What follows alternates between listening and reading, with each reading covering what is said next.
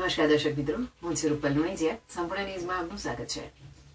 પાલનપુર ખાતે બનાસકાંઠા જિલ્લા રોજગાર કચેરી અને આઈટીઆઈ પાલનપુરના સંયુક્ત ઉપક્રમે જિલ્લા કક્ષાનો રોજગાર ભરતી મેળો યોજાયો હતો. આ મેળામાં કુલ 1045 ઉમેદવારોએ ભાગ લીધો હતો, જેમાંથી 694 યુવાનોને નોકરીની ઓફર કરવામાં આવી હતી.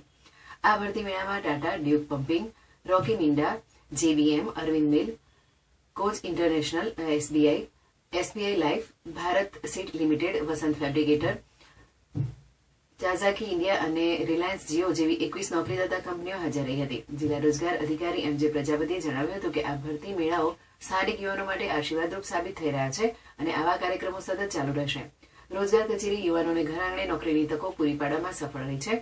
તેમણે વધુમાં ઉમેર્યું હતું કે યુવાનોએ નોકરીમાં જોડાયા પછી પણ સતત નવી કુશળતાઓ શીખતા રહેવું જોઈએ, જેથી પ્રમોશનમાં સરળતા રહે.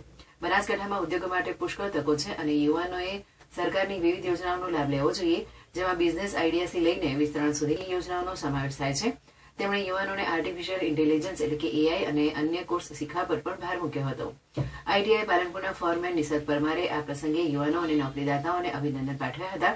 ભરતી મેળા દરમિયાન યુવાનો અને નોકરીદાતાઓ માટે સ્વરૂચિ, રિફ્રેશમેન્ટ અને લંચની સુવિધા પણ ઉપલબ્ધ કરાવવામાં આવી હતી.